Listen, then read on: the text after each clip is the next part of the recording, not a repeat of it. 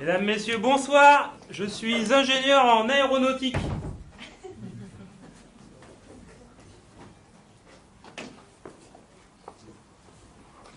Mesdames, Messieurs, bonsoir. Je suis ingénieur en aéronautique spécialisé dans les structures.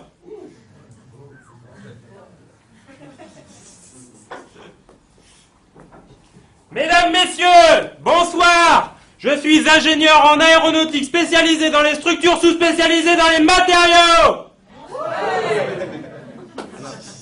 Normalement, vous faites « Waouh !» et vous applaudissez.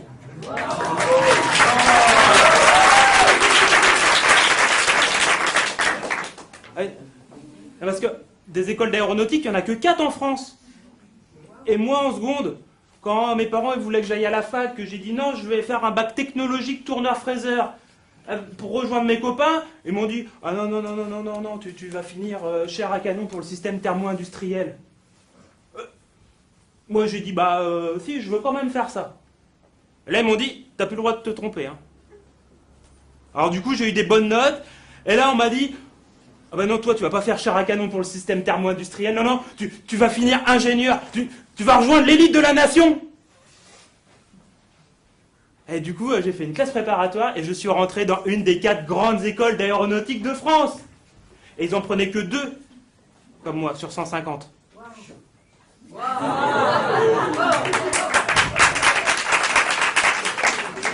Et sur les 2, il y en a toujours un qui redouble la première année. Cette année-là, c'était moi. Parce que j'ai tout de suite bien compris qu'en fait, la fameuse élite de la nation, qui grâce au progrès technologique, grâce à son savoir, peut régler les problèmes du réchauffement climatique, de la pauvreté dans le monde, de rendre l'eau potable pour tous.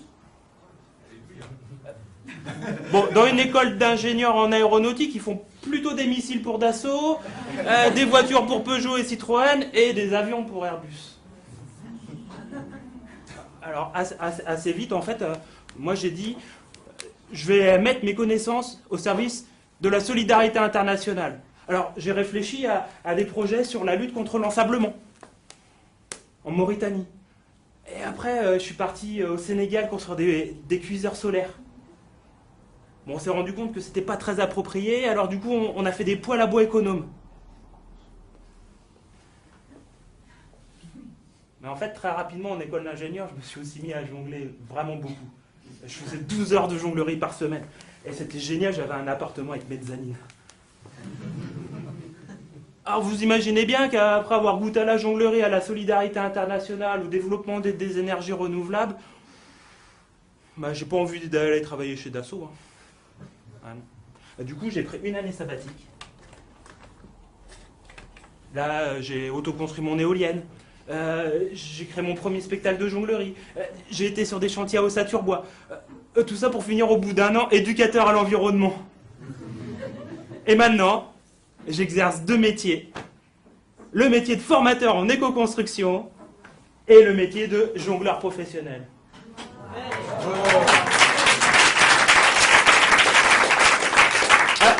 Comme toute conférence, du coup, il y a un plan. Alors, vous savez, hein, le plan, d'abord, on va parler d'éco-construction. Alors, quand on parle d'éco-construction, le plus important, c'est de parler d'isolation des matériaux, de l'énergie. Et comme c'est les 3 petits cochons, il y a pim, pam, poum, loulou, quoi.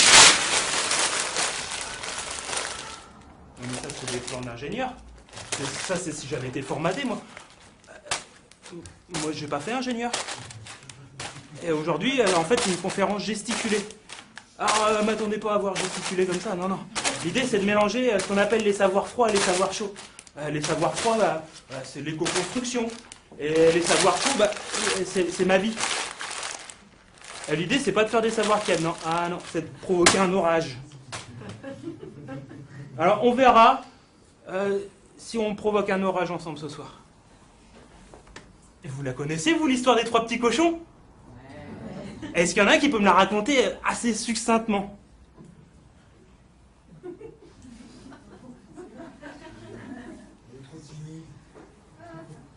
Allez, parce que...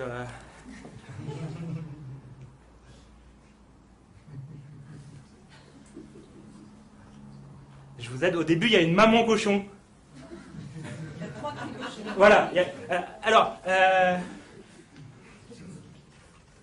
Puis ils veulent construire, ils grandissent, ils veulent construire leur maison. Voilà. Et donc, après, il se passe quoi? Il y en a un qui commence à faire une maison en paille. Alors, il y en a un qui construit une maison en paille, ouais. L'autre en brique. En bois. En bois, ouais. Et L'autre en brique. alors, en brique ou en ciment, on dirait en maçonnerie, quoi. Voilà. Parce que des fois, c'est du ciment, des fois, c'est de la brique. Et il se passe quoi? Et en fait, il y a un loup. Un grand méchant, même. Un grand méchant. Voilà. Et puis il va souffler sur la première petite maison. Ouais. Et puis, évidemment, il va la détruire. Bah oui. Le petit cochon, il va aller rejoindre son petit frère, son l'autre maison. Et là, le loup aussi, il détruit. Et enfin, il se retrouve dans la troisième maison, avec le troisième frère. Et là, il se passe quoi? l'issue est fatale. Il se passe quoi, vous vous rappelez? Je crois qu'il finit dans la marmite. Non, alors, en fait, il monte, parce qu'il ne peut pas souffler la maison. Du coup, il tombe dans la cheminée, il y a une marmite, il se brûle les fesses et il s'en va. Et ça, c'est la version de 1933. C'est celle de Walt Disney. Vous savez, le travail de Walt Disney, c'est pas très compliqué. Il prend des mythes, des contes, il les passe un peu à la sauce rose, vous voyez. Et puis du coup, c'est tout mignon, tout gentil. Mais ce qui est très important dans cette version-là, c'est que lui, c'est un clown, et que lui, c'est un bouffon, parce que dès qu'ils ont construit la maison, qu'est-ce qu'ils font? Ils chantent. Qui a peur du grand méchant loup, grand loup noir, qui a peur du grand méchant... Ils jouent de la flûte, ils jouent des clowns, des bouffons, quoi. Ils servent à rien à la société. Alors que lui, qu'est-ce qu'il fait? Lui, il pose des briques, et il sue, et il continue, il dit non, moi j'ai pas le temps de m'amuser, faut que je travaille plus. Et hop, je continue, parce que c'est le travail qui va me protéger du grand méchant loup. C'est grâce au travail, même tu peux travailler encore plus, que tu vas te protéger.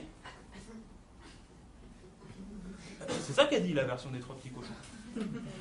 La version originale, c'est un conte du 18e. Un petit peu plus sanguinolente. Parce que le premier petit cochon, il se fait manger par le loup. Et le deuxième petit cochon, il se fait manger par le loup. Et le troisième, c'est bien connu, les maçons, ils sont plus malins que tout le monde. Hein. Et quand le loup, il tombe dans la marmite, il referme la marmite, et le petit cochon, il mange le loup et ses deux frères.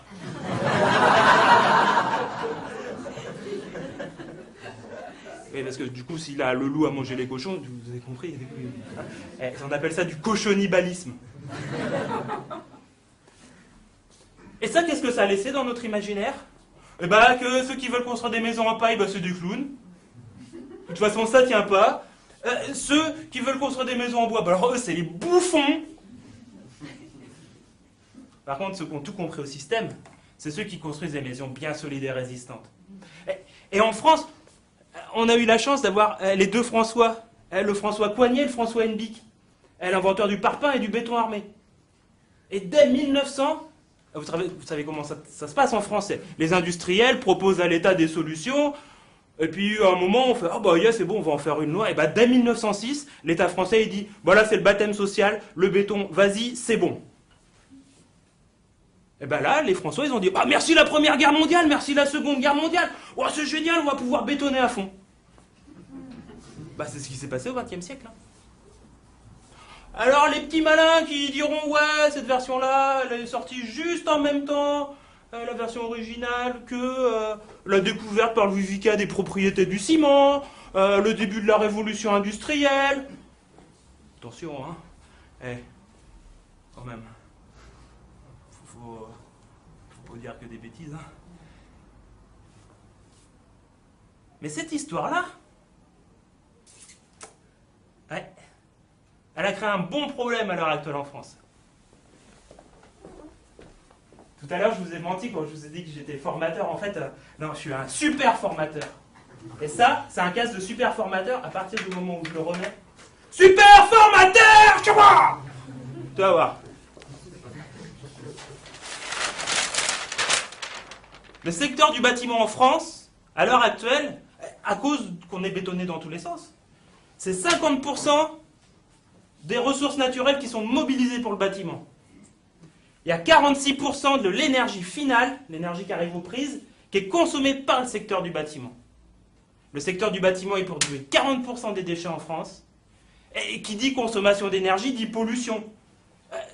25% des fameuses émissions de gaz à effet de serre, vous savez le CO2, là, le vilain accusé de soi-disant faire le réchauffement climatique. Bon, a priori tout le monde y croit sauf Claude Allègre et Laurent Cabrol. Mais bon. Donc, un quart des émissions de gaz à effet de serre sont émises par le secteur du bâtiment. Comment ça fonctionne un bâtiment ? Un bâtiment, ce que j'appelle existant, c'est-à-dire tous les bâtiments construits avant la fameuse nouvelle réglementation thermique 2012. Donc presque tous les bâtiments de France, d'accord ? Fonctionnent à peu près comme ça. Il y a 20% de l'énergie sur 30 ans qui est consommée pour construire le bâtiment et fabriquer les matériaux. Et 80%, c'est pendant la phase d'exploitation. Vous savez, quand vous rentrez chez vous, que vous allumez la lumière, le chauffage. Ah oui, le chauffage. Le chauffage, c'est 3/4 de ces 80%. Alors qu'à l'heure actuelle, on sait faire des bâtiments... J'étais à l'extrême, bâtiments neufs, que j'appelle passifs, c'est-à-dire qu'ils consomment très très peu d'énergie, et surtout plus de chauffage parce qu'ils sont très isolés. Et puis j'ai mis entre guillemets écolo. Parce que maintenant on ne peut plus dire écologique, sinon ça vous fait penser à Nicolas Hulot et Yann Arthus Bertrand. Et du coup là, comme c'est très isolé, on réduit énormément la consommation de chauffage.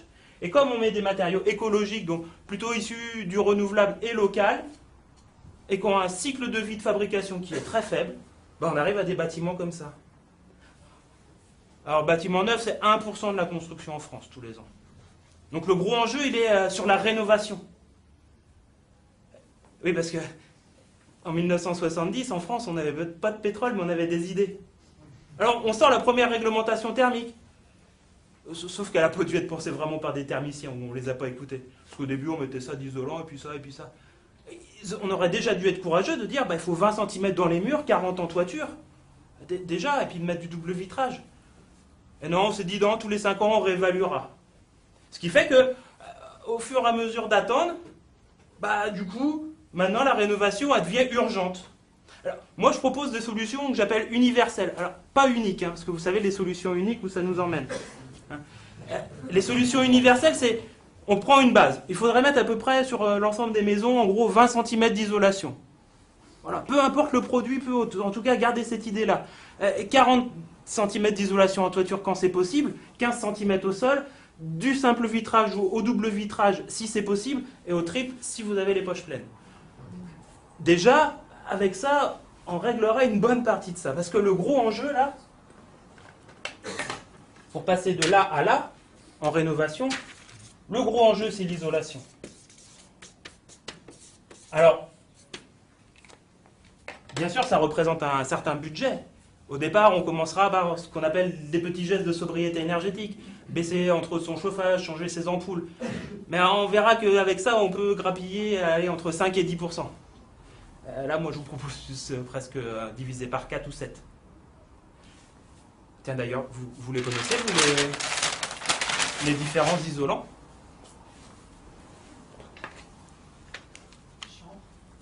Ouais. Je me disais que j'étais tombé avec les écolos aujourd'hui, donc je les avais bien classés à peu près. Là. Voilà. Le chanvre, ouais, ok, ouais. Polystyrène. La paille. La paille. Alors, quand on entend paille, vous imaginez paille de blé, on va dire lait paille. Parce qu'en fait, on pourrait faire avec de la paille de lavande, on pourrait imaginer différents types de paille, de la paille de lin, de la paille de chanvre.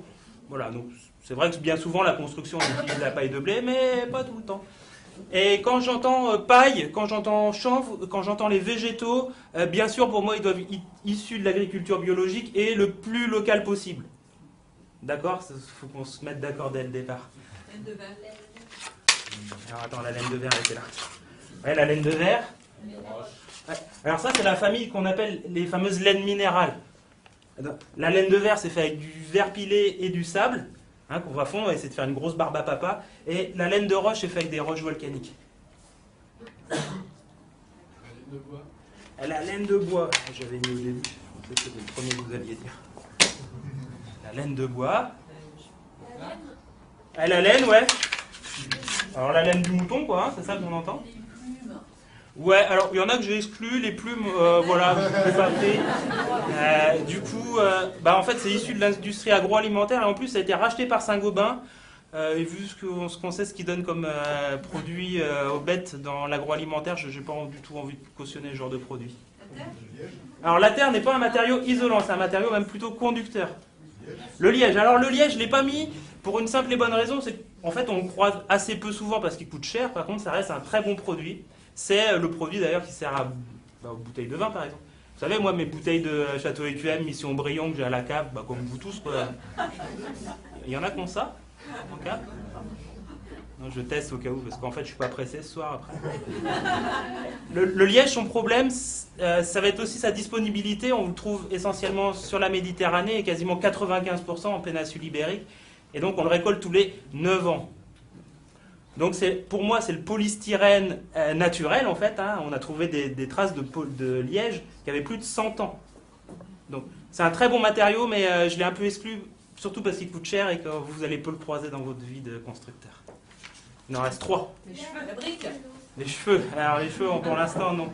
La brique n'est pas vraiment directement un matériau isolant, à part les briques monomures. La ouate de cellulose, ouais. Alors ça, c'est du papier qui est déchiqueté. Le métis. Oui, alors on l'appelle le coton recyclé parce que Métis, c'est une marque. Métis, en fait, c'est fait par Emmaüs. Vous savez, vos vieux vêtements, quand vous les jetez, il y a une partie qui est revendue s'ils peuvent être réutilisés et une partie qui est complètement broyée. Et sur ce broyat en fait, de tissu, on peut en refaire des panneaux isolants. Alors, Emmaüs est un des gros distributeurs. Il y a aussi Actis. La chaux, c'est pareil, c'est un matériau qui est conducteur aussi. C'est pour ça qu'on mélangerait avec de la paille de lin ou de la paille de chanvre. Et le lin, tout ce qui va être dit sur le chanvre, on pourrait à peu près l'entendre à peu près la même chose sur le lin.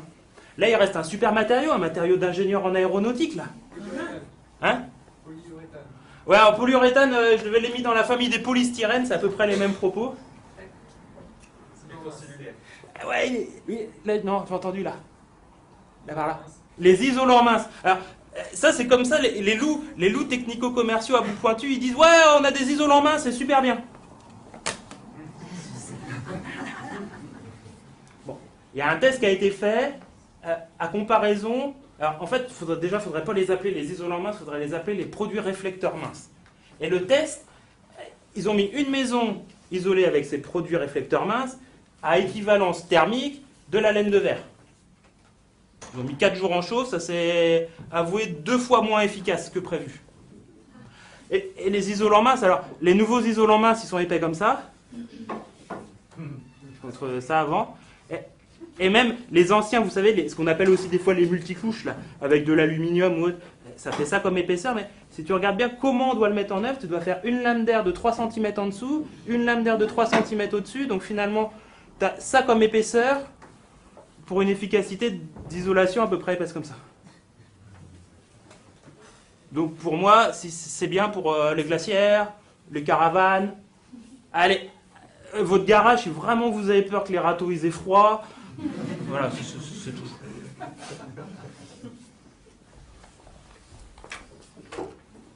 Je ne vous ai pas raconté pourquoi j'ai commencé à jongler. Moi, j'ai commencé par le diabolo. Et le but, c'était d'épater les filles. Alors, sur la plage, je faisais du diabolo, je le lançais très haut, et je le récupérais. Je le lançais très haut, je regardais s'il y avait des filles, ouais, et je le récupérais. Hop. Et du coup, les filles commençaient à discuter avec mes copains. Alors, par contre, moi, je suis autiste. Alors, du coup, quand je suis parti à faire du diabolo, bah, je fais des figures comme ça. Et entre les jambes aussi, tac. Bah ouais, mais du coup, là... c'est mes copains qui emballaient. Alors après, quand je suis arrivé au lycée, je fais là. Moi, je maîtrise le diabolo.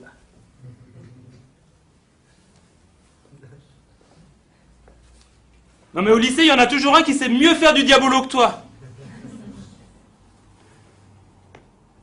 Et en plus, il fait de la guitare. Alors du coup, j'ai arrêté le diabolo.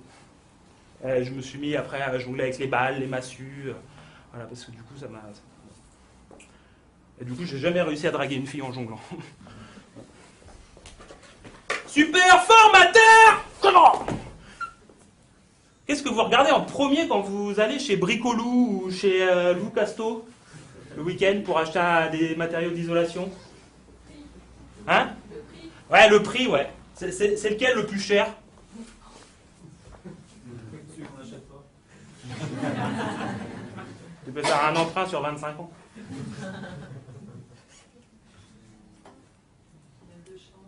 Oui, alors c'est cette famille-là. Hein, ça vaut 20 euros.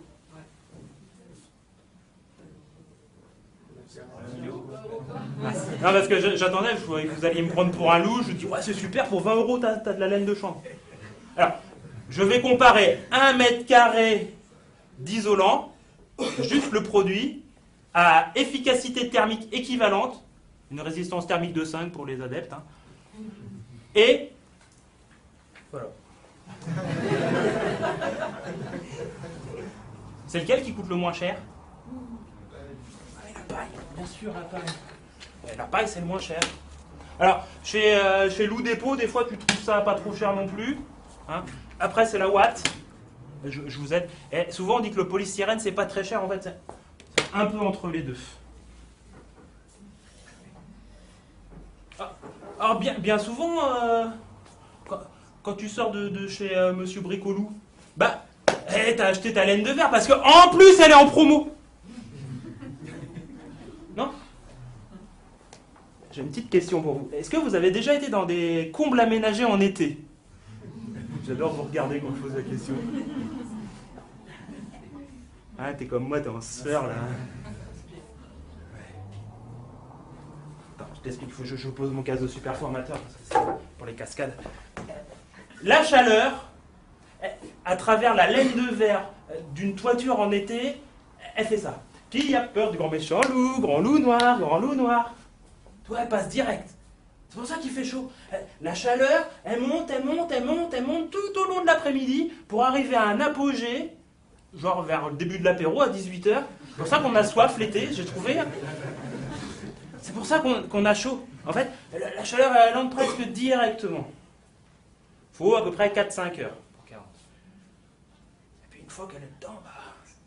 Alors que si vous utilisez des matériaux comme la laine de chanvre, la laine de bois, la ouate de cellulose, la paille, des matériaux qui ont une certaine densité, au moins 50 à 60 kg par mètre cube, alors que les laines de verre, elles en font 18. Il se passe ça.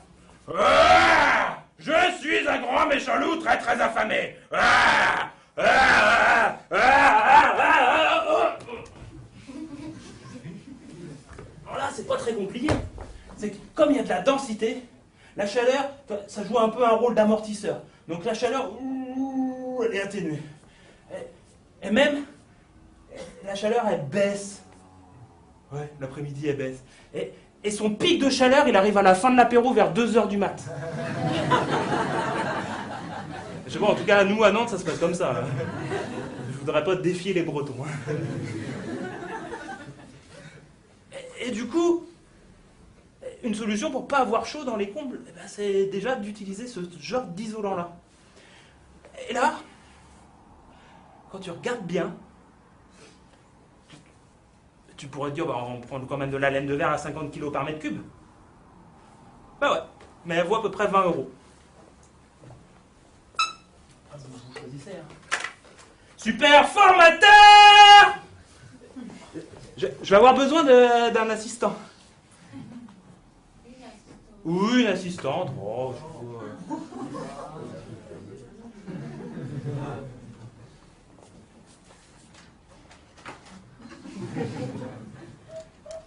je veux bien le faire tout seul, mais c'est moins drôle. Hein.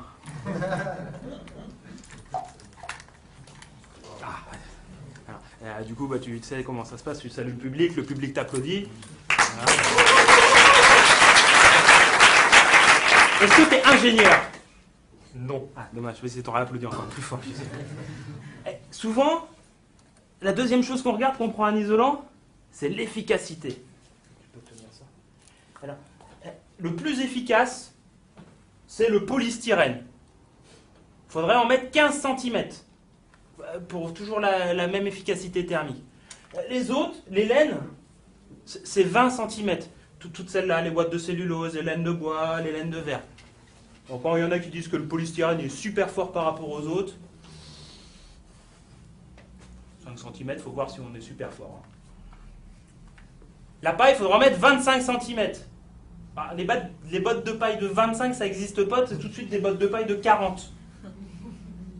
Et en plus, quand tu mets des bottes de paille de 40, tu fais un bâtiment comme tout à l'heure, là, neuf passif écolo. Après, pour les adeptes, alors il y en a qui connaissent le chaud-champ, il faudra à peu près en mettre 60 cm. Le bois, alors le bois, c'est entre 60 et 80 cm. Toujours pour la même efficacité que nos 15 cm de polystyrène. C'est pour ça que les grosses maisons, là, les chalets de montagne et les gros troncs, c'est pas pire que ça. Il y en a, ils adorent la brique. La brique, les briques qui sont un peu isolantes, c'est 1,50 m. Sinon, les briques pleines, il faudra en mettre 3 mètres. Et il y en a, ils aiment bien la pierre. Ouais, vous savez, les gros murs en pierre, on dit, ouais, les maisons en pierre, c'est super isolé. Alors, il y a pierre et pierre, déjà. Tu vois, par exemple, quand tu es sur Angers, là, le tuffeau, il faudra en mettre 2,50 m pour que ça isole vraiment. Par contre, comme c'est très très lourd, on a un bon, ce qu'on appelle confort d'été, quoi. Mais par contre, quand vous payez les factures de gaz, c'est cher. Et vous, les Bretons, vous aimez bien le granit et pierre lourde. Hein, faudra en mettre 7,50 m. Alors généralement, si tu as lu l'histoire des 3 petits cochons, que tu l'aimes bien, tu penseras en parpaing. Hein, donc, le parpaing, il faut en mettre 5 mètres. C'est plutôt pratique. Tu vas aller dans le coin. Voilà. Il y a un autre matériau que vous adorez tous aussi, les loups du système, ils adorent ça. C'est le béton armé. Le béton armé, attends, on y est. Il faudra en mettre 10 mètres. Alors tu comprends bien ton histoire des 3 petits cochons. Quand ils t'ont dit, il faut construire en béton, on va mettre en béton. Hein. Mais comme on n'a pas isolé, on consomme. Et on consomme essentiellement du pétrole. Ou un peu de nucléaire. Ou un peu de gaz. Dans le temps, on consomme quand même pas mal de charbon. Ça. Merci.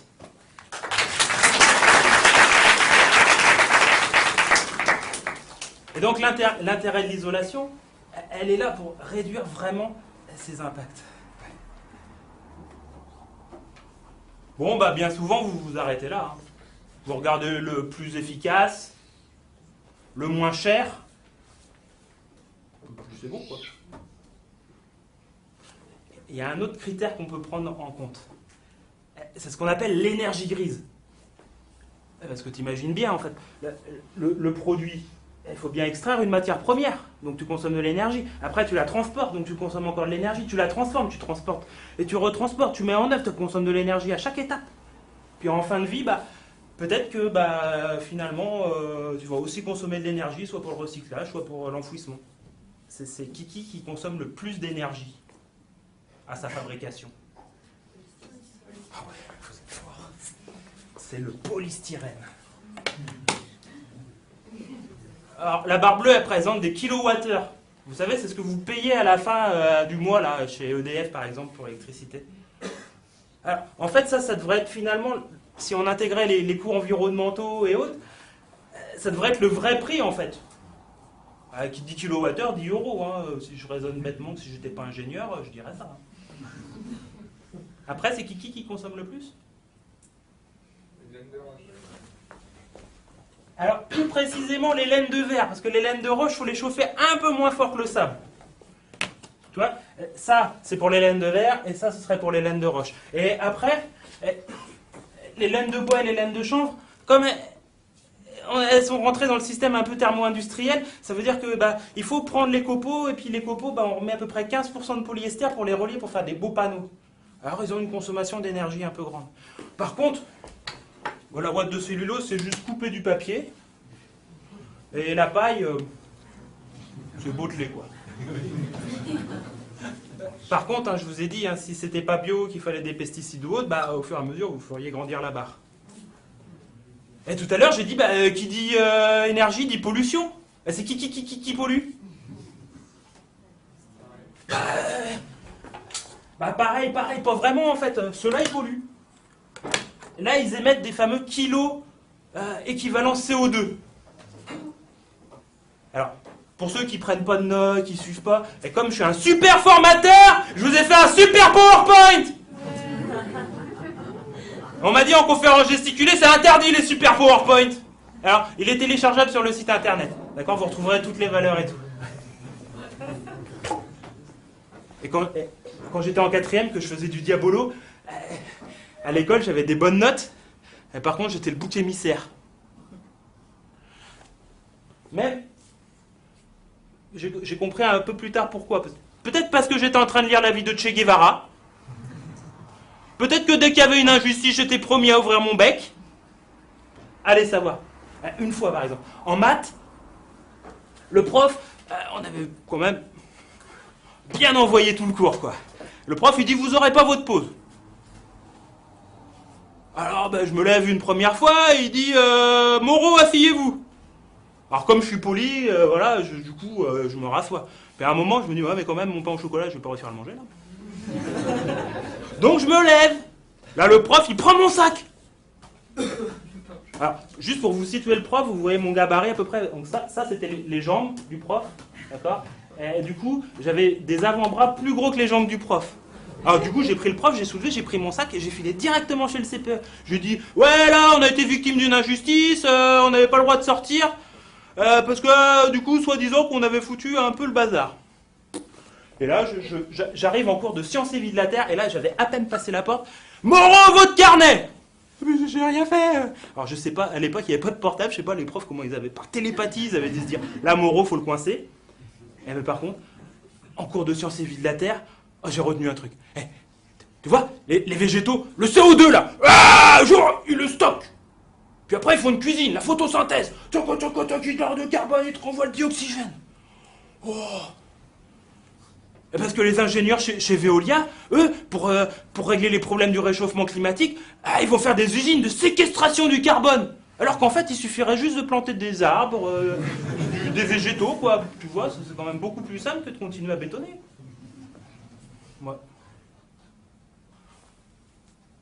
Alors du coup, ça veut dire qu'il y a des isolants qui font du bien à la planète, alors qui stockent du CO2 ? Alors... Ceux-là, ils en stockent un petit peu. Oui, parce qu'il faut quand même pas oublier que les règles du jeu, elles sont quand même faites par les loups. Donc dans les calculs d'analyse du cycle de vie, le loup, il dit pour la laine de bois, par exemple, elle sera brûlée en fin de vie. Tu comprends ? Si tu brûles un truc qui a stocké du carbone, à un moment, quand tu le brûles, il va le redégager, son fameux CO2. Donc le bilan, il est quasiment neutre. Par contre, la boîte de cellulose, elle stocke autant de CO2, pour la même quantité de produits à efficacité équivalente, que les autres en émettent. Moi j'ai trouvé pourquoi les loups, ils étaient allergiques aux graminées. Regarde.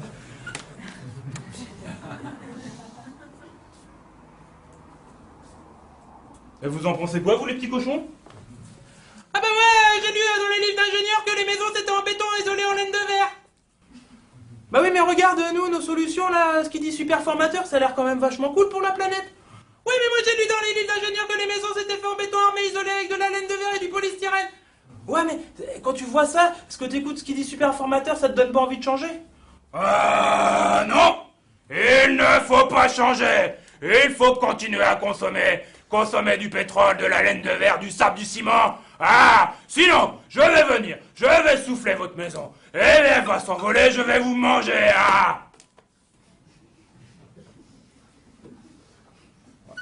Le problème avec les loups, c'est que ils s'excitent, ils font des bulles, et puis à un moment, paf, la bulle elle explose. Ça c'était par exemple la crise de 2008, tu vois. Ouais.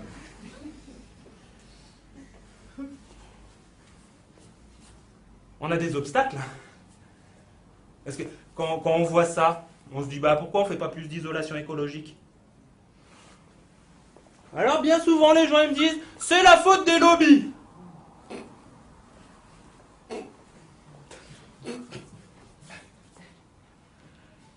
Je rigole, tu sais pourquoi ? Non, parce que, généralement les gens ils disent c'est les lobbies. Tu vois, la Commission européenne, elle les appelle pas les lobbies. Elle les appelle les cartels. Genre, à faire pâlir Pablo Escobar, quoi, tu vois. Parce que Pablo, lui, il les tue directement, les gens, alors que eux, les grands cartels dans le bâtiment, tu vois, ils nous tuent à petit feu avec leurs produits. Saint-Gobain, par exemple. Tu sais, quand ils vendaient de l'amiante, que monsieur, toute la journée, il coupait de l'amiante, et que le soir, il rentrait, il donnait à madame, excusez-moi, dans le fond, mais ça se passait comme ça à l'époque. Du coup, madame, elle prenait le bleu de travail de monsieur, donc elle a respiré aussi l'amiante. Mais en même temps, elle avait le bébé dans les mains. Il y a un avocat, il dit que Saint-Gobain, il a mis 20 ans. Il a fait retarder de 20 ans l'interdiction de l'amiante. Tiens, Saint-Gobain, il s'est fait épingler en 2008, et il a payé une petite amende. Bon, 890 millions d'euros, on ne fait plus rien de nos jours avec ça, quoi. Ben, c'est un an de bénéfice pour eux, donc... L'amende avait été majorée de 60% pour récidive. Tout ça parce qu'ils s'étaient entendus avec leurs amis, les loups américains, les loups anglais et puis les loups japonais sur l'entente du prix du verre dans l'automobile. Et ils avaient fait à peu près la même chose dans le prix du double vitrage. Puis si tu as envie de t'amuser, tu tapes cartel dans le bâtiment, tu vas rigoler. Puis après, tu vas retrouver Lafarge et les cartels du cimentier. Et puis, tu vas retrouver Saint-Gobain avec Placo, parce qu'après, il y a le cartel des plaques de plâtre. Alors augmenter les prix de 10%, tu te dis oui, pourquoi pas, tu vois, même si on s'entend. C'est sûr que sur 2 milliards de recettes, on ne fait plus rien de nos jours avec ça. Après, du coup, ils ont quand même le monopole aussi. Ça, ces trois-là, c'est 95% du marché de l'isolation. Ouais, vous dites, wow, quand même, faudrait se battre et tout. Attendez. Ceux-là, du coup, ils représentent 5%. Mais il y a 10 ans, c'était presque 0. Peut-être que c'est en train de changer. D'ailleurs, Saint-Gobain, il est en train de sortir un nouveau produit. Le ISO Duo. Moitié laine de verre, moitié laine de bois. Peut-être qu'en 2020, ça s'appellera plus ISO verre, ça s'appellera ISO bois même. Et après, il y a les normes. Tiens, la paille. À chaque fois qu'on veut construire en paille, on dit ouais, il faut refaire des tests au feu, il faut réessayer tout ça. Mais les tests au feu, ils ont déjà été faits. On a même des règles de construction pour la paille. Et on redemande ça. La nouvelle réglementation thermique. Quand elle est arrivée, j'ai fait ouais, on va enfin faire des bâtiments à basse consommation partout. Bon, ce serait quand même bien qu'ils soient écolos en plus. Quand on regarde un petit peu plus d'un point de vue technique, ce qui s'est passé, c'est que tous ces matériaux-là, leurs fameux coefficients qui font qu'il y en a un qui fait 15 cm, vous avez compris là. Alors là, c'est les vrais coefficients. Par contre, les autres là, les coefficients, comme on ne sait pas trop, on les a majorés de 30%. Comme ça, au moins, tu es sûr qu'en plus, ils coûtent plus cher, en plus, il faut en mettre plus, comme ça, tu es sûr que tu vas pas en mettre. Et on fait quoi maintenant avec la RT 2012 ? On fait toujours des bâtiments en béton, mais isolés par l'extérieur en polystyrène. Merci. Voilà. Alors, il y en a plein, des trucs comme ça, mais on va revenir à ça. Et tu sais ce qu'il fait le loup, lui, pendant ce temps-là ? Il guette. Il attend le moment où il va sauter dessus toi. Il fait un truc aussi un peu plus pervers.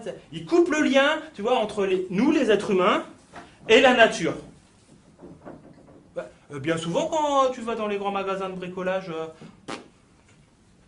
tu t'amuses pas à savoir d'où est-ce qu'il vient le produit, qu'est-ce qu'il a eu comme cycle de vie, tu vois. Le loup, il est bien assez malin pour te faire oublier ça. Il guette. Il attend bien. Hein. Et bien souvent, les loups, ils sont visibles. On arrive à dire, tiens, là, il y a un loup, là, il y a un autre loup, il faut s'en méfier. Malheureusement, les vrais grands méchants loups, eux, ils sont invisibles. Ils sont plutôt cachés derrière des ordinateurs à Wall Street ou à Chicago. Et c'est à Chicago qui joue sur les prix du blé, par exemple. Tu vois, ils sont pervers, ils sont un peu dans on va faire des lois, tout ça, mais quand même des lois qui nous arrangent.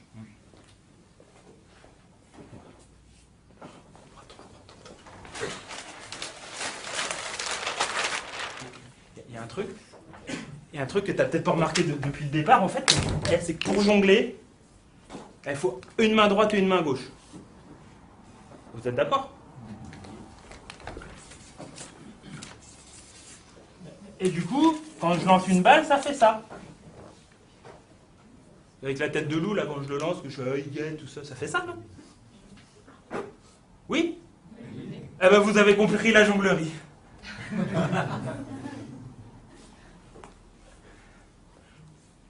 Je peux customiser un peu ou... S'il y en a qui veulent pas, vous pouvez sortir faire une pause. Ah bon, oui, alors. Ça, on va dire, c'est la production. On va prendre un cas simple, le pétrole. On commence le pétrole à l'utiliser à peu près vers 1850. Bon, elle est puriste, vous m'attendez dehors, on dit 1859, d'accord. On va dire 1850. Si tu as bien compris que le pétrole, il a mis des millions d'années à se former, qu'on en a un stock, à un moment, il va passer à un pic, et puis après, ça va descendre. Bon, les experts, géologues, ils disent que le pic de pétrole brut, on l'a passé en 2005. Les vrais experts, ceux qui travaillent dans les grosses compagnies pétrolières tenues par les loups, ils disent 2020.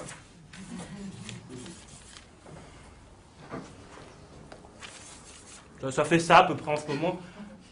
Oui, ça c'est parce qu'en fait aux États-Unis ils font du gaz de shit.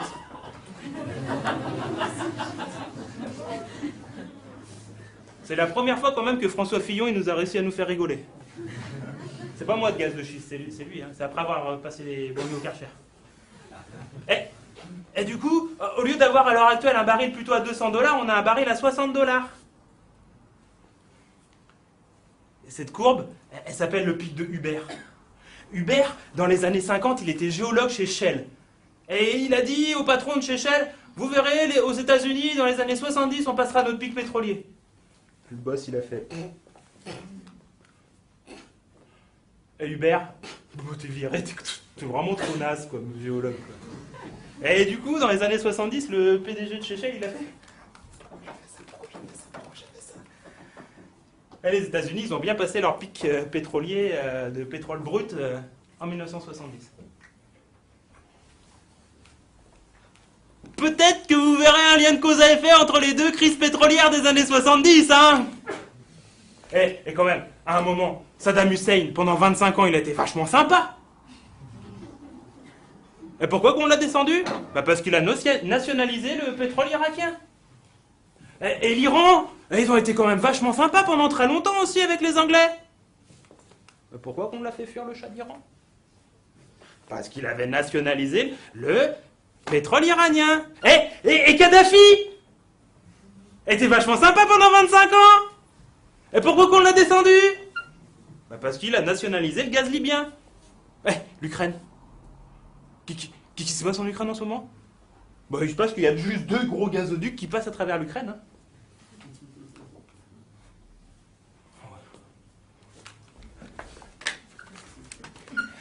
Alors maintenant, comme vous avez tout compris sur le pétrole, on peut dire qu'on est passé du peak oil au peak oil. Vous avez compris? Non, parce que moi, quand j'arrive en école d'ingénieur, les 3-4 premiers jours d'école d'ingénieur, on ne veut pas savoir si t'es l'élite de la nation, on teste plutôt pour savoir si t'es plutôt l'élître de la nation. Et là, je peux dire que j'ai pas redoublé, j'étais même plutôt dans les premiers, quoi. Et ils nous disent, on va vous faire passer un petit test d'anglais. Le TOEIC. Test of International English and Communication. Oui, j'ai fait 225 sur 1000 au premier TOEIC. Il faut 750 pour être ingénieur. Je vous entends rigoler. Vous l'avez déjà essayé de le faire, vous, le TOEIC, avec un pivert là-haut, là? Alors, je la refais en français. On est passé du pic pétrolier au pic total de toutes les matières premières non renouvelables. Et plus on va tirer dessus, plus vous voyez que ça risque de tomber très rapidement. Et en fait, des fois, les ressources, ça marche aussi par paire. Vous voyez? Alors, quand il y en a une qui tombe, ça entraîne les autres. Et le cuivre, par exemple, quand il va passer son pic vers 2023 à peu près, il va entraîner la chute de 15 coproduits avec lui. Et le fer, c'est 8. Parce que ces ressources-là, les ressources minérales, elles sont formées carrément avec les supernovas. Parce qu'il y a des gens qui disent que le pétrole, à la limite, ça pourrait se refaire. Mais alors là, va m'expliquer comment le cuivre va se refaire. Et puis au début, le cuivre, c'était simple. Tu le récupères à la peine. Hein. Maintenant, tu es au microscope. Et au fur et à mesure, plus tu vas aller loin, plus ça va te coûter en énergie. Alors qu'on est sur un vaisseau spatial, quand même, qui nous offre des matériaux locaux et renouvelables. Ah oui, il faut qu'on s'entende sur le terme renouvelable. Par exemple, le bois, c'est renouvelable à l'échelle de la vie humaine. 30 à 100 ans. Ça dépend des essences. Les pailles, c'est plutôt à l'échelle de vie d'un cochon. De 3 à 6 mois. Oui, ça dépend juste quand tu as envie de faire les rillettes. Alors vous voyez, les loups, eux, ils nous incitent à consommer que des matériaux qui sont non renouvelables et en plus très polluants, parce que à chaque fois ça pollue l'eau, ça pollue le sol et ça pollue l'atmosphère. Je vous avouerai que les conditions sociales des mineurs, elles sont pas terribles non plus. Ouais. Il y a un truc qu'on sait, c'est la consommation annuelle de ces matériaux-là. Ce qu'on sait aussi, c'est le stock qu'on en a. On a des petits problèmes, parce que dans les années 90, quand l'OPEP s'est créé, on a dit à l'OPEP, oui, vous pourrez exporter en fonction de ce que vous avez sur votre territoire. Donc ils n'ont pas été bêtes, ils ont dit qu'ils en avaient plus pour pouvoir en exporter plus, quoi.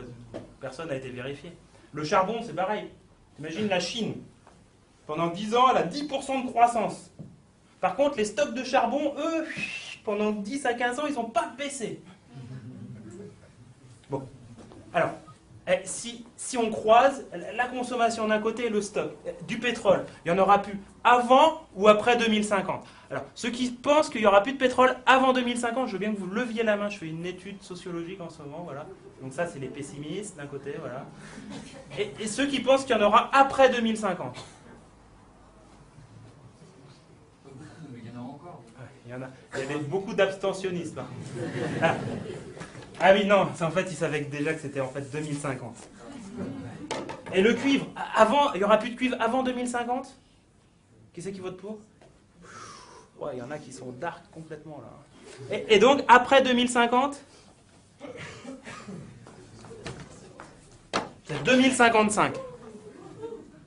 Et c'est des chiffres d'ingénieurs. Hein. Et par contre, le seul chiffre qui est sûr, à 100% sûr, c'est celui-là. Oui, le fer, il n'y en aura plus le 1er avril 2087. Ah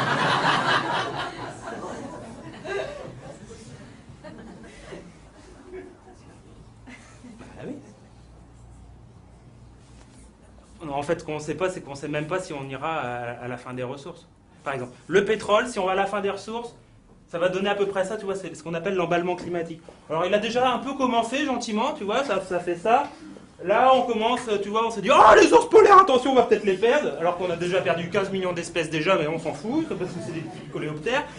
Et en fait, du coup, comme tu vois, tu continues à dégager du CO2, t'as tout le nord de la Sibérie qui est en train de fondre, et là ça dégage du méthane, qui est 21 fois plus puissant que le CO2, donc ça accélère. Alors on peut plus parler d'effet boule de neige parce que les pôles ils ont fondu, hein. Non, du coup tu vois ça avance comme ça, alors là, c'est plus des petits millions de réfugiés, hein. Non, c'est des milliards de réfugiés climatiques, tu vois, ça continue comme ça, c'est l'emballement climatique, ça s'arrête pas si, ça s'arrête quand l'humanité elle a disparu. Ça peut donner ça si tu vas au bout du pétrole par exemple. Ou du charbon. Ou du gaz.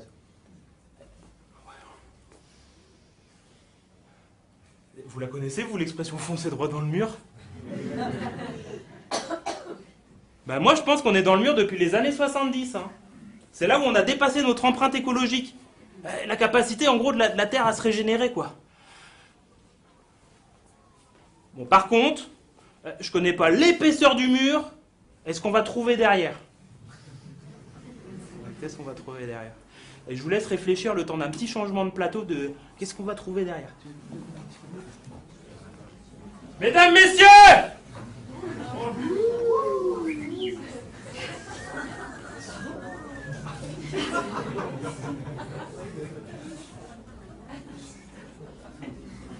En 2015, je donnais une conférence gesticulée sur l'épuisement des ressources et l'éco-construction, personne m'a écouté.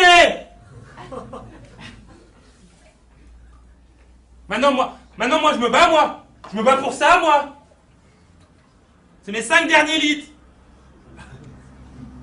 Moi, j'ai perdu ma femme pour 10 litres. On s'est fait rattraper par des motards et ils l'ont tué sous mes yeux.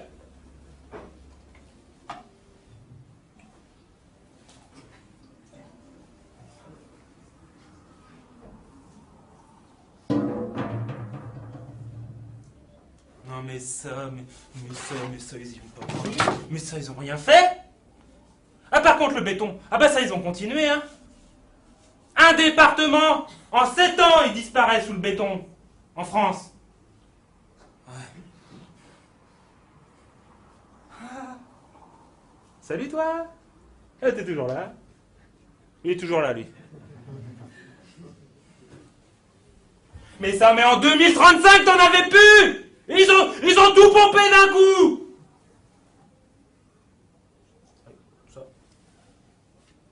Ça, avec le recyclage, on va gagner 10 ans. Hein. Non mais du pétrole, mais bien sûr qu'il y a du fer, bah, bien sûr qu'il y en aura après 2087. Il y en aura le 2 avril. Oui. Bah, il n'y a plus de pétrole, comment tu veux qu'ils aillent chercher le fer? Eh ben oui, sans énergie, bah tu peux pas aller les chercher les autres.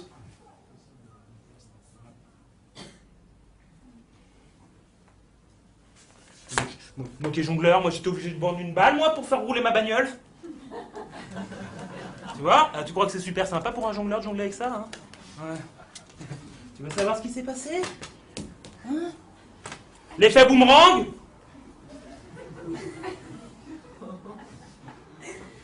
Bah oui, tu vois les problèmes écologiques, les problèmes sociaux, tu vois, tu le lances, et t'espères qu'il revient pas avant la fin du mandat.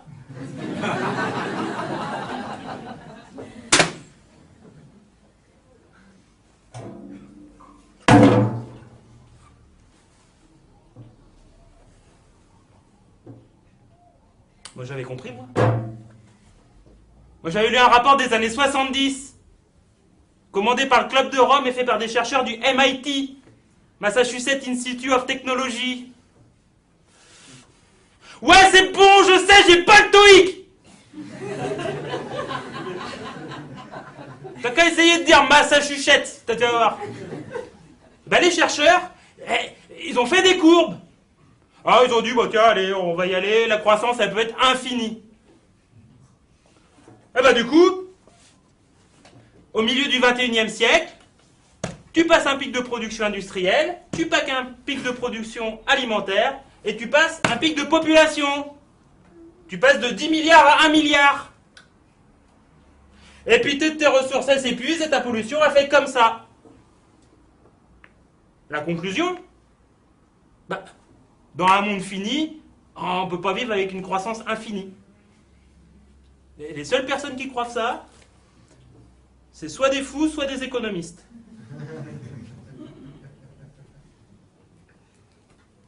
Si tu veux... Là, tu vas baliser vraiment. En 2004, ils ont réactualisé leurs chiffres. Ça colle pile poil avec la réalité. Alors moi maintenant, dans mon monde, eh ben on se bat pour ça.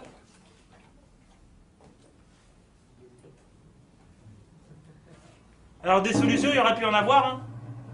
Et il y en a une qui aurait pu marcher. Attends.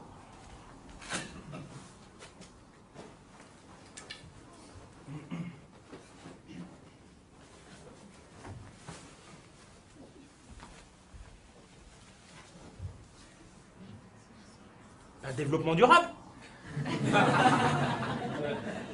Alors, ceux qui pensent que le développement durable, il a été inventé par Nicolas Hulot dans les années 2000, le développement durable, il prend sa source. Bon, tu vois, déjà, il était quand même mal repassé dès le départ. Mais bon. Il prend ses racines, mais en même temps, dans les années 70. Toi, ça fait en gros 200 ans que la révolution industrielle, elle a commencé. La révolution industrielle, ça c'est un terme d'historien ou d'ingénieur. Moi, j'appellerais plutôt ça la destruction industrialisée de notre écosystème. Et là, on se dit dans les années 70, oh, mais on va faire un sommet de la Terre à Stockholm. Oh, et là, on va lutter contre la déforestation, contre le changement climatique. On va même faire en sorte qu'il n'y ait plus de pauvres. Super, quoi. Et puis là, le développement durable, lui, tu vois, c'est un bébé, il naît, quoi, tu vois. Et puis, après, il vit sa vie d'enfant, tu vois. Donc, ses vaisseaux, ça l'intéresse pas. Le Bhopal non plus, Tchernobyl non plus. Lui, par contre, quand il a 20 ans, Il arrive à Copacabana, à Rio de Janeiro. Et là, mais alors là Rio, là, waouh. Là, c'est l'avènement du développement durable.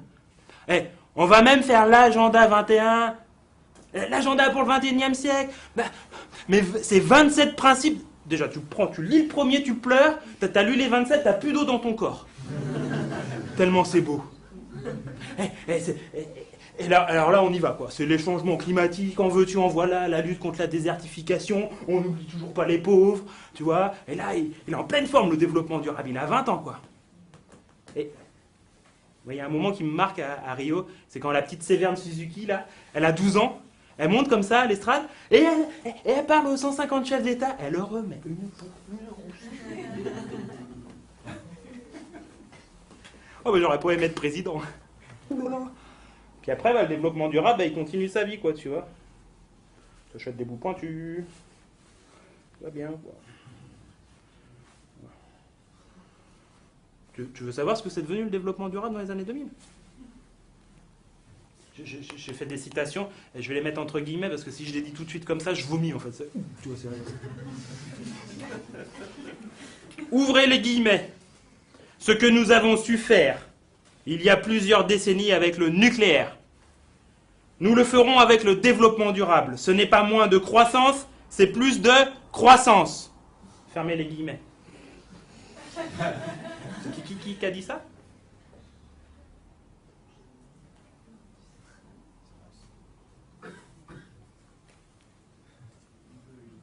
Non. Il a des talonnettes. C'est comme Séverne Suzuki, il a la même taille il y a 12 ans. Attends, ah oui, celle-là, attends, il y a une intro avant. En France, c'est un pays merveilleux. On peut avoir une carrière professionnelle magnifique. Vous voyez, par exemple, vous pouvez faire une école d'ingénieur et puis finir en super formateur, par exemple. Par exemple, dans les années 80, vous pouvez être au cabinet de Laurent Fabius pendant les affaires du sang contaminé. Après, vous pouvez être PDG de chez Renault.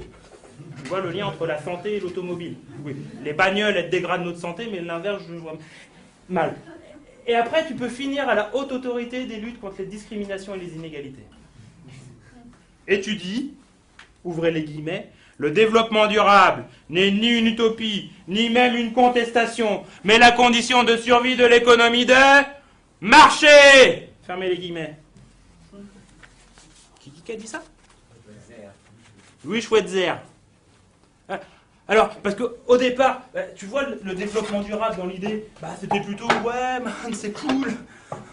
On va faire des maisons, plein de maisons en paille, plein de maisons en bois. Ah, c'est super bien. Et le développement durable, maintenant, c'est devenu ça. Moi, au salon de la croissance verte, j'ai acheté une maison 100% écologique avec du béton vert. Et même avec la nouvelle laine G3 de chez Isover, la laine 100% écologique, j'ai une maison 100% bio. Moralité, avec le développement durable, les loups s'habillent en vert.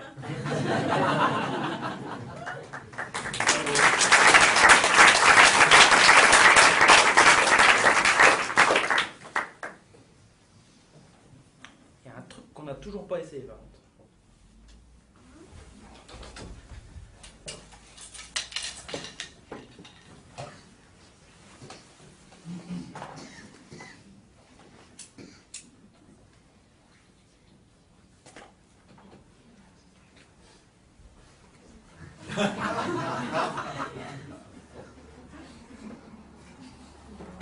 Oui, moi aussi, comme Yann Arthus Bertrand, je suis financé par la famille Bettencourt pour venir vous parler de la décroissance. Bon, j'ai pas touché des millions pour faire un film, mais par contre, Liliane, elle m'a donné sa moumoute.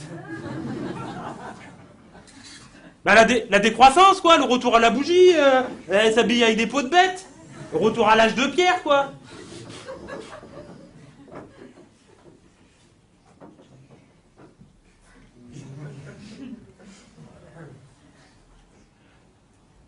C'est de l'eau dedans. On va pas faire vouf tous ensemble.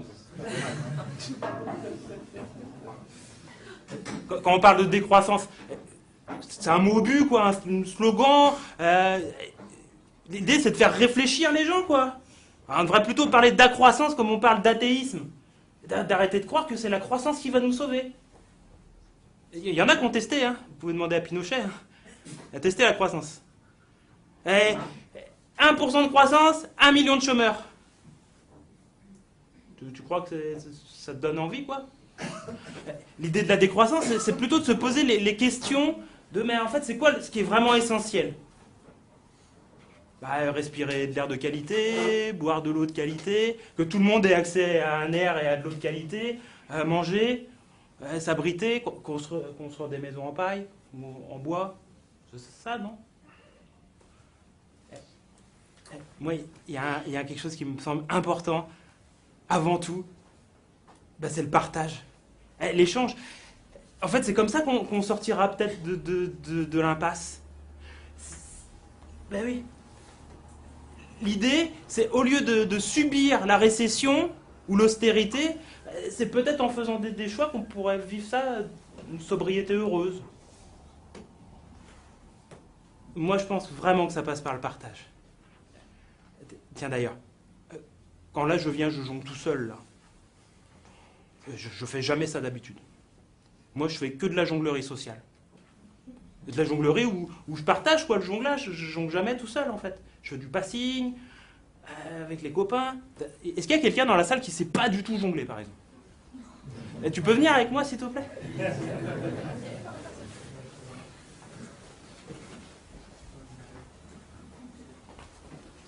Alors, tu sais, à l'accoutumée, tu vois, tu salues, les gens te saluent. Est-ce que t'es ingénieur?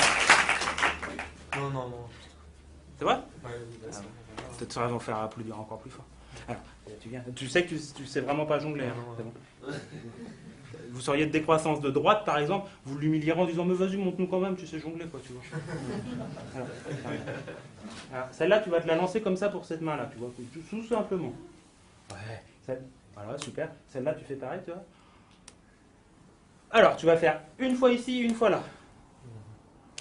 Voilà, et puis celle-là, après, tu vas venir comme ça. Toi, tu me donnes dans la main. Okay, et puis tu remets ta main là, et puis tu transfères celle-là. Non, tu gardes. Je fais pareil que toi. Je lance, je te donne celle-là, et je transfère. Donc là, tu lances, là, tu viens me donner celle-là, et là, tu transfères. Oui, presque ingénieux. Hein. Non, attends. Non. Et tu sais quand tu vas faire ça, c'est quand je te dépose la balle là. Vas-y, regarde. Quand je dépose là, tu lances là. Celle dès le début. Vas-y, lance là. Tu me donnes.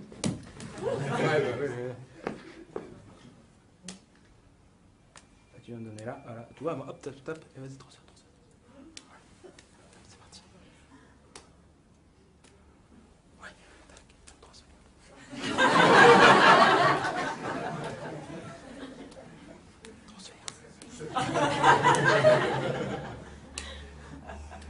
Ok, c'est parti, on y va. Allez hop.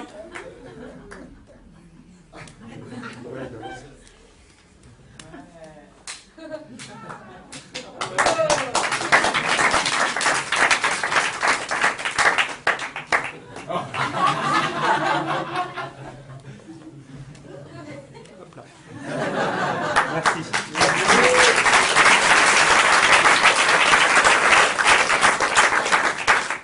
Est-ce que tu t'es amusé?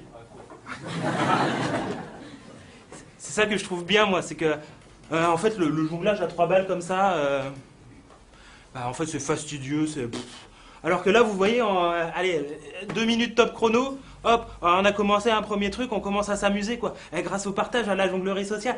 Et après, si on travaillait, on pourrait en voir d'autres, des rythmes comme ça. Et après, on pourrait mettre 5 balles, 6 balles, 7 balles, 8 balles, 10 balles, tu vois.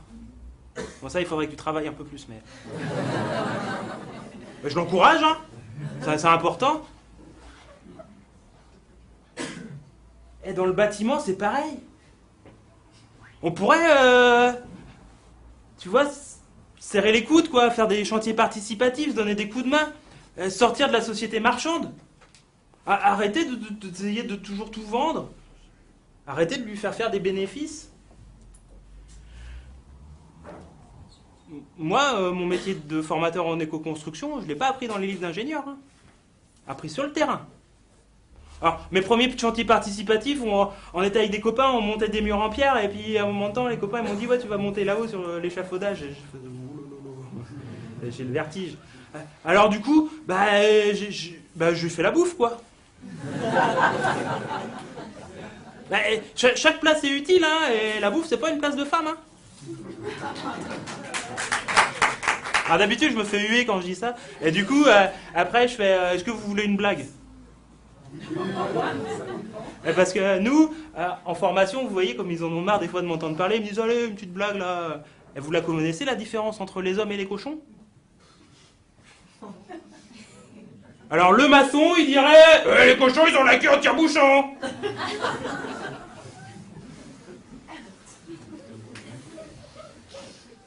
Non, les cochons, quand ils ont bu, ils se transforment pas en hommes.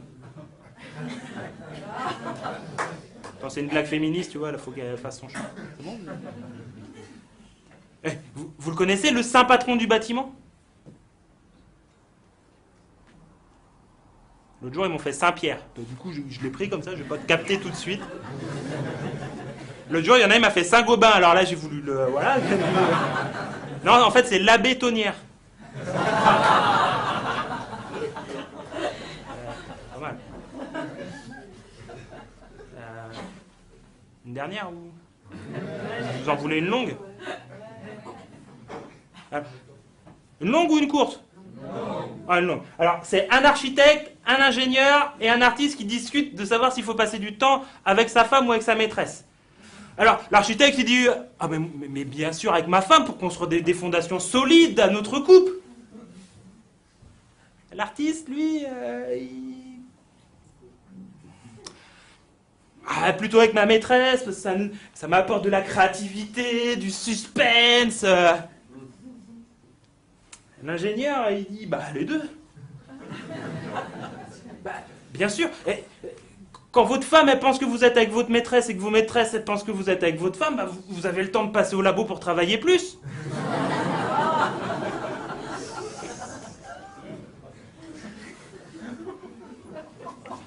Elle est une dernière. Et juste, parce qu'en fait, moi, je suis ingénieur en génie mécanique, et que du coup, vous la connaissez, la différence entre le génie mécanique et le génie civil? Dans le génie mécanique, on fabrique les armes, et dans le génie civil, on fabrique les cibles.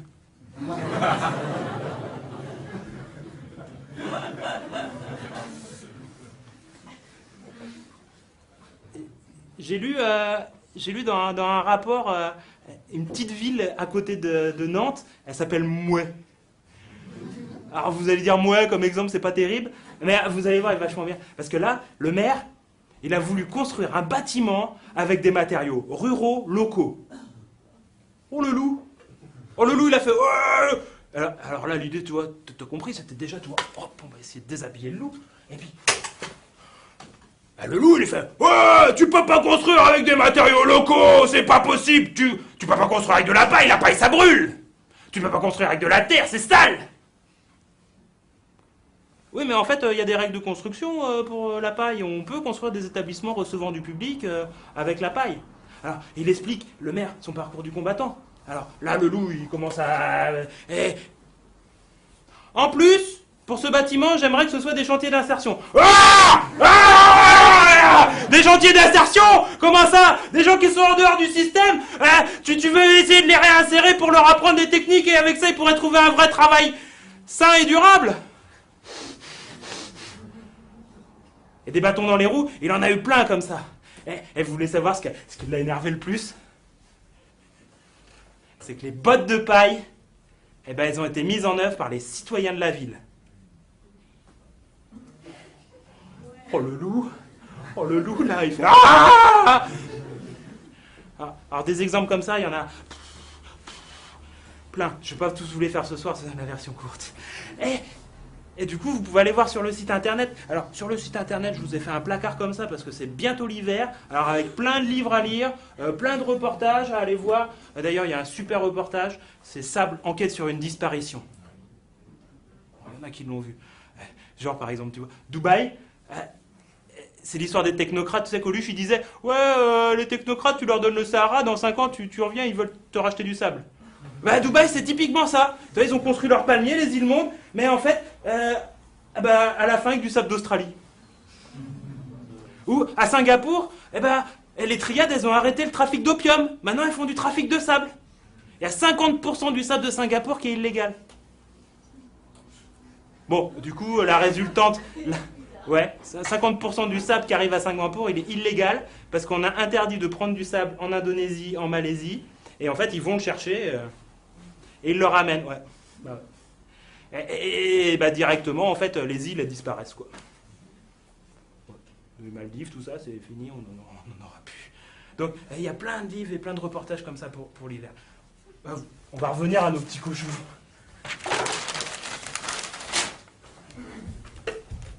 Super formateur! On va comparer une maison en paille, une maison en bois et puis une maison, on va dire, en parpaing isolé en laine de verre. C'est laquelle qui coûte la moins chère? Il y en a qui ont déjà vu la conférence. La paille, après, c'est la maçonnerie, et puis après, c'est la construction en bois. Vous voulez les explications qui vont avec? Alors, ouais, c'est pas mal, c'est les promos en ce moment chez Goudérou. C'est un prix au mètre carré.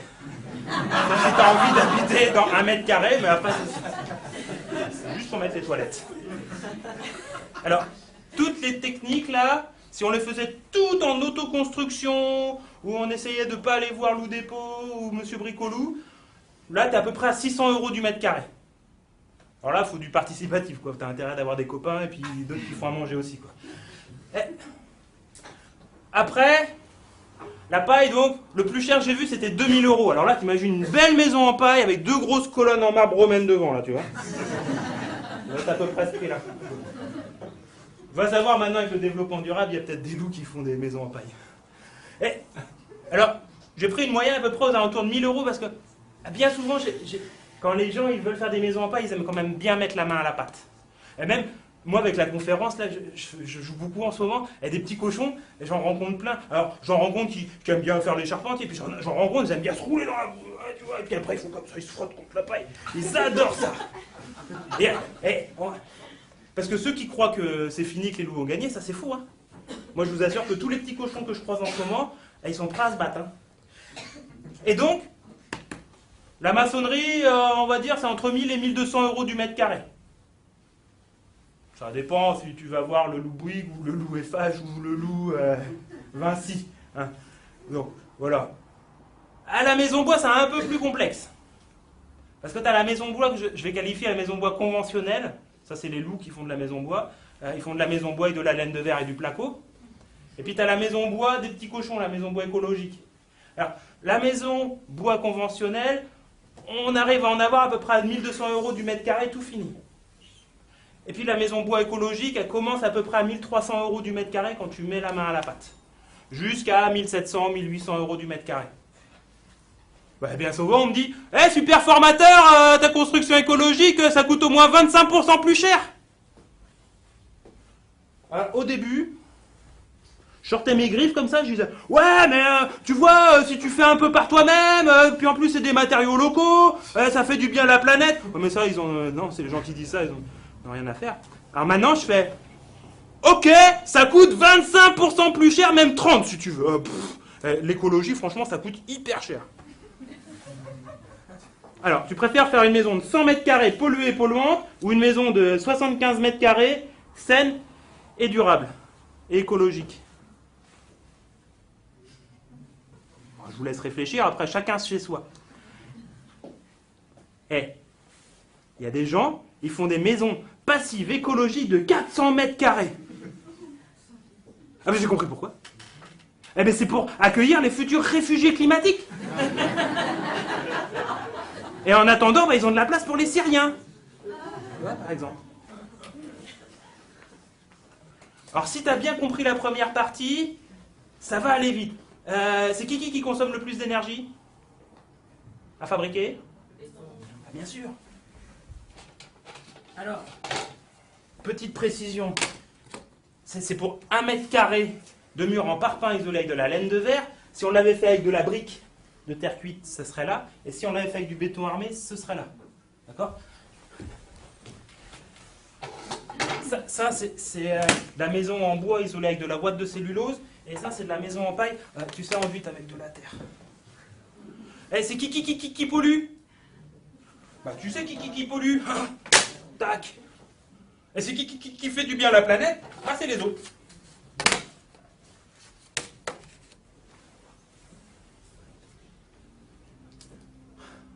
Moi, j'ai écrit à François Hollande. Hein. Ah, j'ai écrit à l'ONU, hein, j'aurais dit, mais moi j'en ai une solution pour les changements climatiques, vous voulez pas que je la fasse l'ouverture de la Robocop 21? Mais j'ai pas eu de réponse. Non, parce que des grandes solutions, on en a plein. Alors vous voyez, tous les secteurs, on pourrait tenir à peu près les mêmes propos sur la mobilité ou l'industrie. Mais en fait, dans le bâtiment, c'est quand même, en tout cas chez nous, les pays du Nord, c'est quand même un secteur qui consomme énormément d'énergie. Alors, on pourrait, par la rénovation, couper la consommation, entre autres des pétroles et des hydrocarbures et du nucléaire pour le chauffage électrique.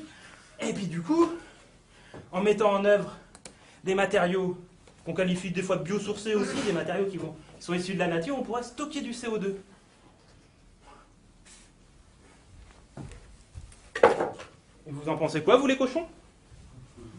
Pas moi, je crois que je me suis fait avoir. Parce que quand j'étais au salon de la croissance verte, on m'a dit que mon béton vert il était 100% écologique avec la laine de verre G3. Ben ouais! Ben c'est toi le bouffon! Hein? À croire tout ce qu'on te dit!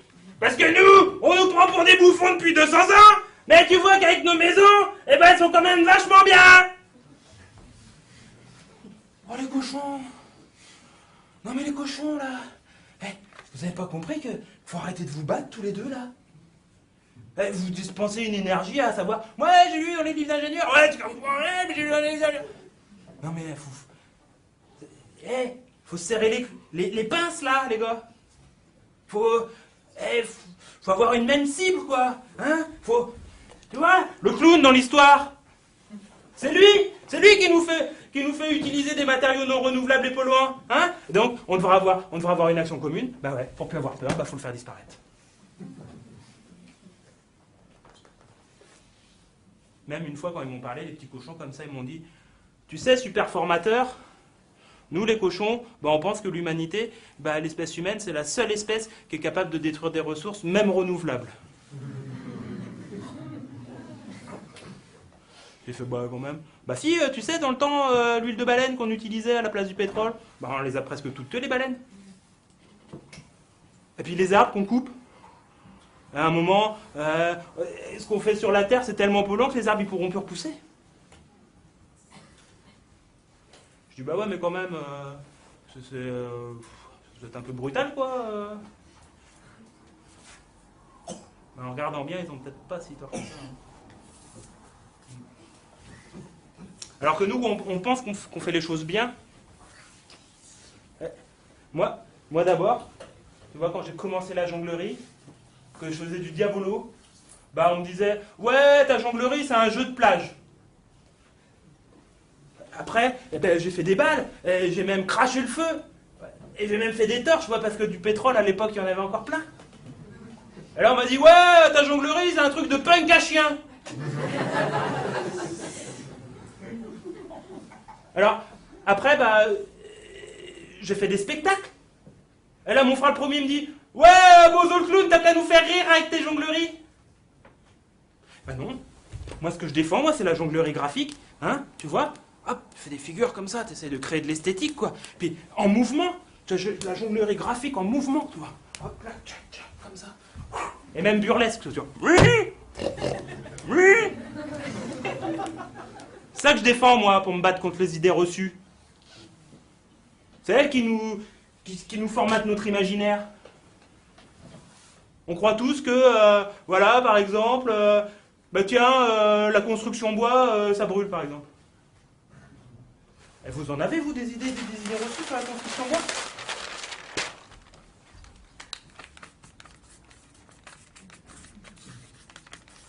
Qu'est-ce qu'on dit de la construction bois?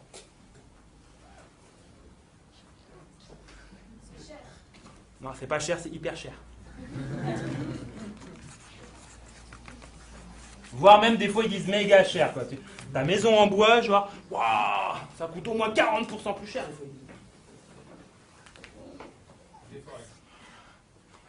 Pour faire une maison en bois, tu as au moins besoin de la moitié de l'Amazonie, quoi.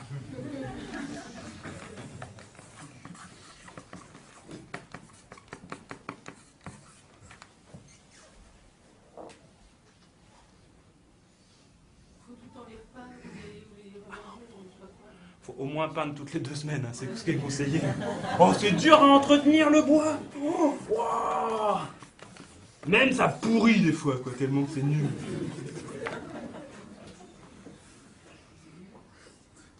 Ça brûle.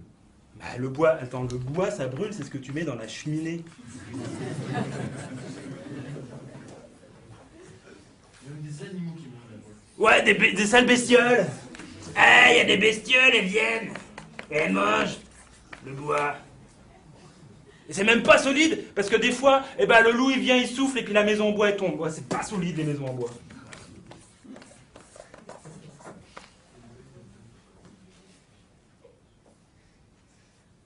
Moi, l'autre jour, on m'a dit, avec les maisons en bois, on peut pas faire d'étage.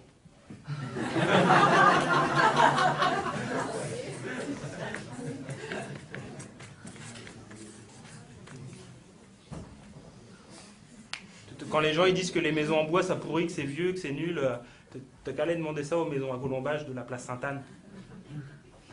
Ouais, ça reste une construction en bois, hein. Bon, ouais, elles sont un peu bancales, d'accord. Mais elles sont encore là. Et tout ça, c'est des idées reçues. Ah, je vais pas toutes vous les détailler ce soir. J'en prends juste une, juste pour le fun, je vais vous prendre tiens, la déforestation par exemple. En France, on n'est pas en déforestation, hein. En France, on produit même plus de bois qu'on en consomme. Alors, ça tend à être un peu moins vrai avec l'utilisation de plus en plus du bois énergie, mais globalement, on hérite ça de Colbert. Bon, il ne voulait pas faire des maisons en bois, il voulait plutôt faire des bateaux pour traverser, aller au Nouveau Monde, mais en tout cas, l'idée, elle était là. Par contre, au niveau mondial, oui, on est en déforestation. Mais on ne déforeste pas pour faire des maisons. On déforeste pour faire du soja, pour nourrir les bestiaux. On déforeste pour faire du rhum pour les voitures. C'est les biocarburants. 40% du Brésil, ils roulent au biocarburant. Donc t'imagines la forêt. Et même on fait du gaz de shit aussi, en Amazonie. Et du coup, bah, sur ce sol-là, bah, la forêt ne pourra plus repousser. J'apprends celle-là parce que je l'adore aussi. Si vous avez des amis pompiers, vous leur demanderez tu préfères, quand il y a une maison en feu, rentrer dans une maison en bois ou dans une maison en parpaing ou dans une maison en acier? Alors, si vous dites une maison en parpaing ou en acier, il faut qu'il arrête son métier tout de suite. Voilà, même si c'est un pompier volontaire, il faut qu'il arrête parce qu'il va mourir rapidement. Non, les pompiers, ils disent une structure bois, bien sûr. Le bois, quand il brûle, il se protège de la chaleur. La croûte noire qui se forme là, elle est 7 fois moins conductrice de la chaleur que le bois en lui-même. Alors qu'une structure en acier, ça fait plutôt... Ça prévient pas quand ça va lâcher. Et les murs en parpaing, ça éclate. Tout ça, c'est des idées reçues. Alors, vous irez sur le site, toujours, je vous ai mis des petits ouvrages assez simples pour vous montrer que tout ça, c'est des idées reçues. Je ne sais pas si tu as remarqué depuis le début, la jonglerie, en fait, ça fait gauche, droite, gauche, droite, gauche, droite, gauche, droite, droite, gauche, gauche, droite. Et pourtant, on voit tout le temps la même chose.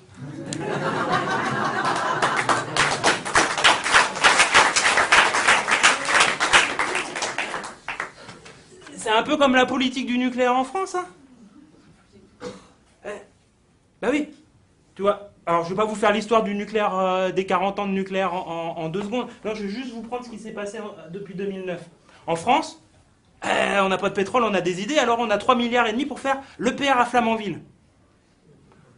Alors, dans l'idée, en fait, au lieu de dire qu'il faut produire de l'énergie, il faudrait peut-être mieux l'économiser. Donc, ces 3 milliards-là, si on les avait mis pour isoler toutes les maisons chauffées à l'électrique, on n'aurait peut-être pas eu besoin de celle-là, et en plus, on aurait pu fermer Fessenheim, ça se trouve.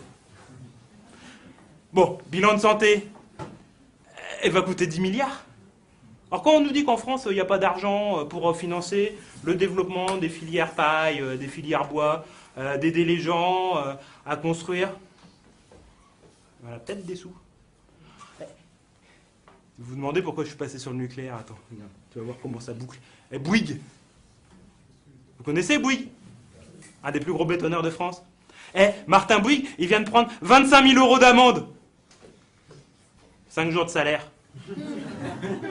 Pour avoir caché l'emploi de 460 Polonais et Roumains. Normalement, c'est 150 000 € d'amende. Hein. Pourquoi qu'il n'a pas pris 150 000 € d'amende? Au-dessus de 30 000 €, tu ne peux plus répondre au marché public en France. Ce serait quand même bête pour une grosse entreprise du nucléaire.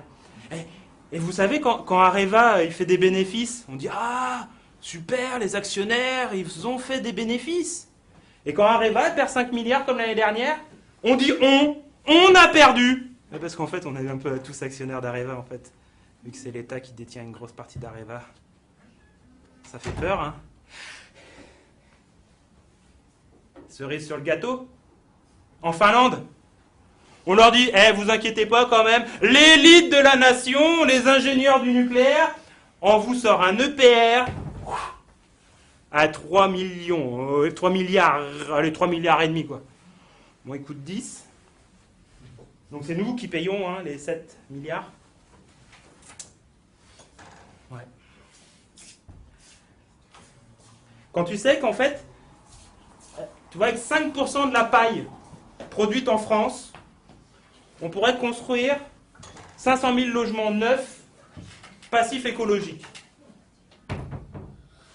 Pour atteindre la division par 4 des émissions à gaz à effet de serre en 2050. Alors, on disait 4 dans les années 90 quand on était à Rio. Maintenant, il faudrait plutôt dire 7 ou 8, parce qu'en fait, on n'a pas fait ce qu'on devait faire. Et il faudrait rénover plus d'1 million de logements par an. Alors, tu te dis, on prend 10% de la paille, quoi, tu vois, à la limite, on pourrait le faire. Ouais. Il a disparu, le loup, mais en fait, il est toujours un peu là. Et oui, comme ils ont le monopole, un peu le serpent qui se mord la queue. Alors, il faut qu'on trouve, nous, des solutions. Des solutions pour créer un peu une alternative à ça. Et moi, mon utopie, par exemple, tu vois, c'est les filières courtes. Par exemple, on pourrait prendre des agriculteurs. Ils cultivent, parce qu'on va sortir de la monoculture à un moment, on va en être obligé. Alors, ils vont cultiver un peu de blé, un peu de chanvre, un peu de lin, et puis, en fait, ils vont vendre les produits, les graines et autres, tout ça, ce qui est intéressant, ils vont le vendre directement, et puis les déchets, on va le récupérer. Et dans une petite usine de transformation, voire même carrément intégrée à l'exploitation agricole. Ouais, faut qu'on arrête les grosses usines avec un loup en haut, des petits sous-loups en bas et puis plein de cochons en bas. Tu vois, t'imagines une petite industrie, tu vois, tenue par les cochons, quoi, qui produit des matériaux au niveau local. On pourrait déterminer ce qu'est le local. Et après, tout ça, ça arrive dans le secteur du bâtiment. On a des produits issus du local avec une diversité. Et en fait, on forme. Tu vois, je suis sûr qu'il y a des chômeurs, tu vois, qui aimeraient bien peut-être mettre en œuvre des matériaux sains, tu vois, pour rénover. Alors, par contre, ce qui est important, c'est quand même de les payer justement, quoi. Donc, en créant tout ça, si déjà on évite tous les intermédiaires, je pense qu'on pourrait réussir à les payer bien, quoi, tous ces gens-là. Et même, je vais plus loin. Vous savez, peut-être qu'un jour, des voitures ou des avions, il n'y en aura plus. Puis on le voit déjà, les stigmates de notre système dans l'agroalimentaire. Et du coup, tous ces gens-là, à un moment, ils vont peut-être se retrouver sur le carreau aussi. Donc, c'est dès maintenant, peut-être qu'il faudrait qu'ils apprennent un nouveau métier. Et puis ça peut être à une échelle de cette filière-là. Et l'autre jour, je faisais la conférence, et un agriculteur, il me dit, tu vois, ce que tu dis, nous on le met déjà en œuvre, on a créé, on vend directement de la paille de chanvre à la sortie du champ. Et puis en creusant un peu en France, en fait, des filières chanvre, il y en a 7 qui sont en train de se mettre en œuvre en France. Et puis je pense que des filières comme ça, il y en a de plus en plus. Parce que en fait, les petits cochons, ils ont envie de se battre. Et c'est ça que j'ai envie que vous reteniez, quoi. Tu vois? Ouais. Nous, les petits cochons, on a envie de faire des choses. On a plein de solutions. Alors, bien sûr, le diktat du grand loup dit oui, il n'y a que la laine de verre ou les laines minérales. Non. T'en as 7 ou 8 des produits. Et si tu investis maintenant les milliards pour l'avenir, eh ben, on pourrait faire les choses.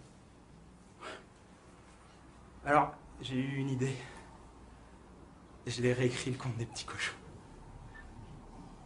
Et du coup, je vais vous le raconter. Et comme ça, vous après, vous pourrez le raconter aux grands, aux petits, puis aux petits, et puis aux petits-enfants. Pour éviter qu'en 2050, que vos petits-enfants ou vos arrière-petits-enfants ils soient obligés de se battre pour 10 litres. Tu viens écouter? Ça va, ça va être vachement bien.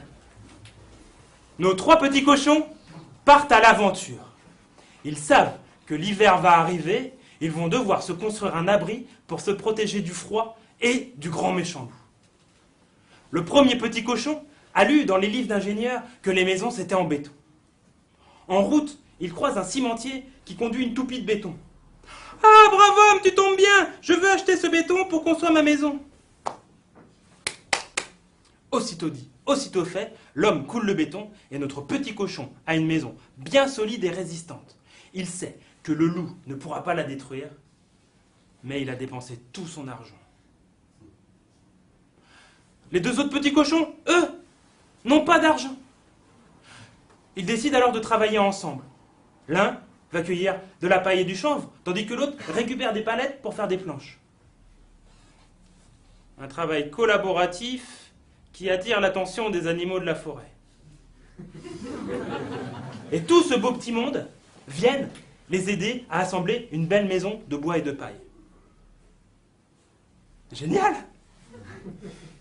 L'hiver arrive, et il est très très froid. Et un grand méchant loup, très très affamé, rôde. Le premier petit cochon commence à avoir très très froid dans sa maison. Et très vite, il se rend compte qu'il n'a plus de pétrole. Il décide d'aller au village, mais le pétrole, c'est devenu cher. Très très cher. Sur le chemin du retour, il croise le grand méchant loup très très affamé. « Petit cochon, viens chez moi! Du pétrole, j'en ai un gros stock, je t'en donnerai plein !» Ils entrent tous les 2 dans la forêt. Le loup le mange. Les 2 autres petits cochons ont accueilli tous les animaux de la forêt. Bon, ils sont un peu à l'étroit dans cette maison, mais ils cohabitent tous très bien. La maison a des murs si épais que la chaleur animale et les rayons du soleil suffisent. Mais le grand méchant loup, très très affamé, rôde et vient frapper à la porte. « Petit cochon, laissez-moi entrer dans votre maison. »« Ah non, par les poils de notre menton, tu n'entreras pas dans notre maison. »« Si c'est ainsi, je vais souffler, souffler, souffler encore, et votre maison s'envolera. » Et il souffle, il souffle, il souffle, il souffle encore. Mais rien ne se passe. Il manipule même le climat pour créer des loups ouragans.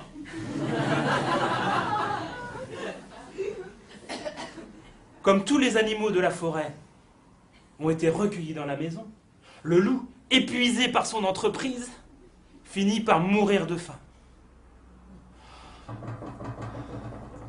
À la mort du loup, les 2 petits cochons et tous les animaux de la forêt se retrouvent à une grande fête populaire. Et ils décident, ensemble, de construire un immeuble de bois et de paille à Villejean. Ils y sont encore, alors n'hésitez pas à aller les voir. Merci.